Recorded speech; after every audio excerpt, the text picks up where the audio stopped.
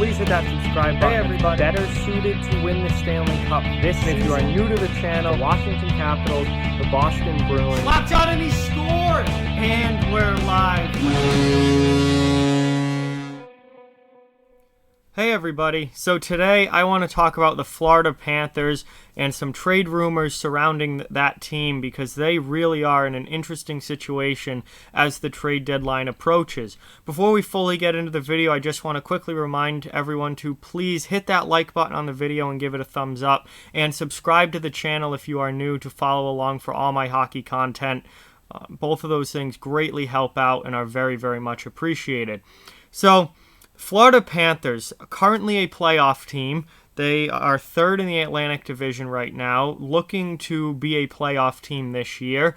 Obviously, they made some big additions in the offseason this past summer, and they're a team that is into win now mode after not being all that great for a while.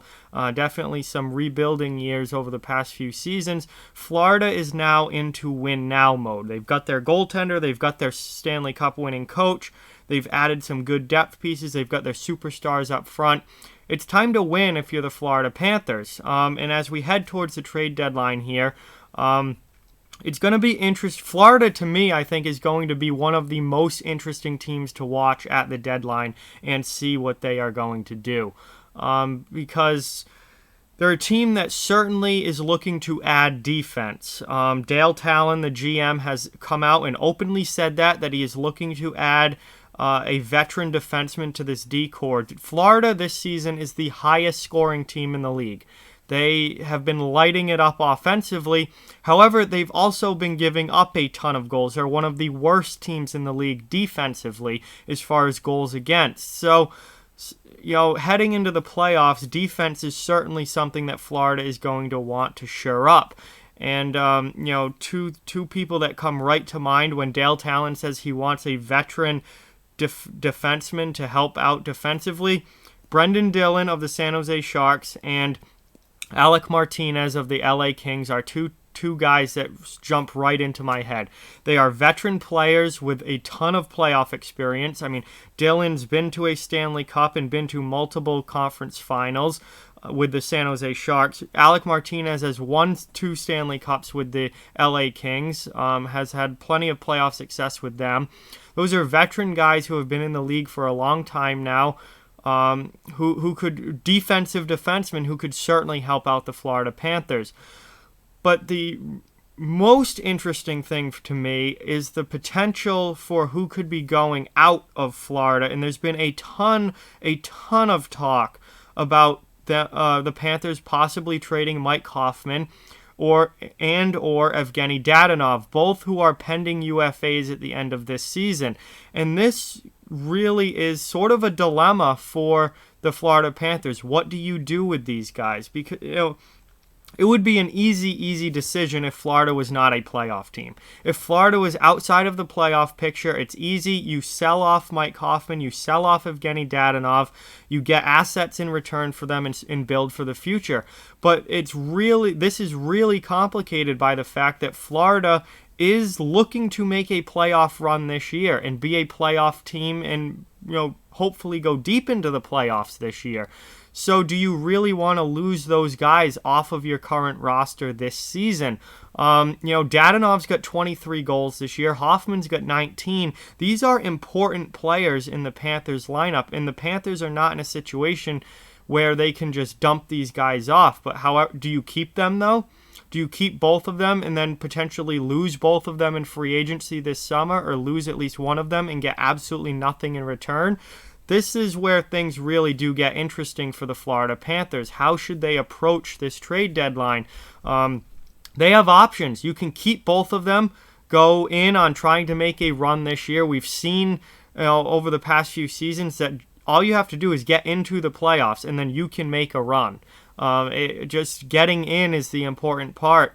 Obviously, we saw that last year with all 4 wild card teams winning in the first round. All you have to do is get in, and you have the chance to make a run. Do they keep both of these guys and go in on this season? Another option, obviously, would be to trade both of them, but that makes no sense for Florida from a win-now standpoint. You really can't lose both of these guys off of your current roster. That's a lot of offense gone. That's over 40 goals of offense now off of your roster. I can't see Florida doing that at this point.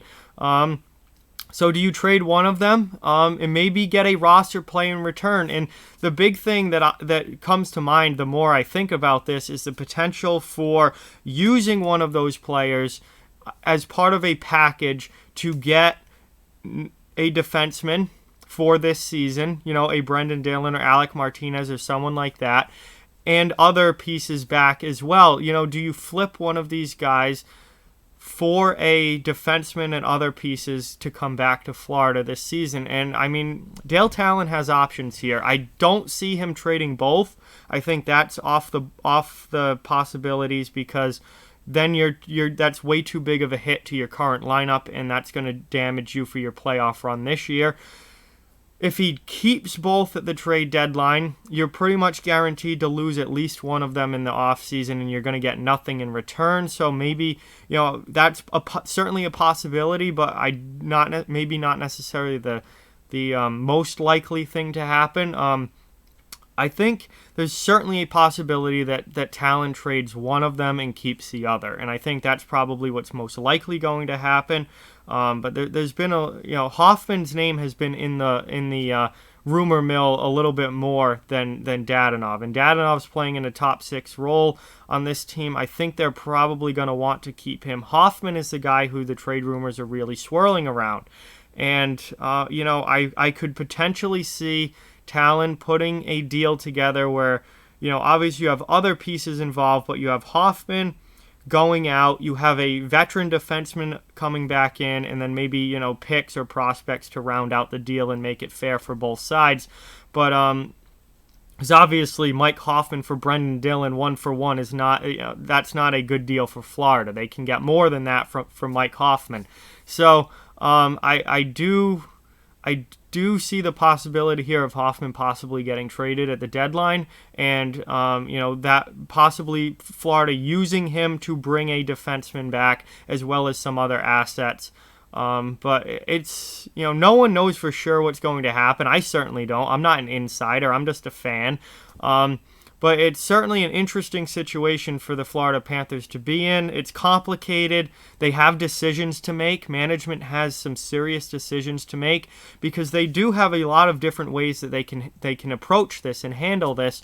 And, if they go in all on this year, maybe they keep Hoffman and Dadonov.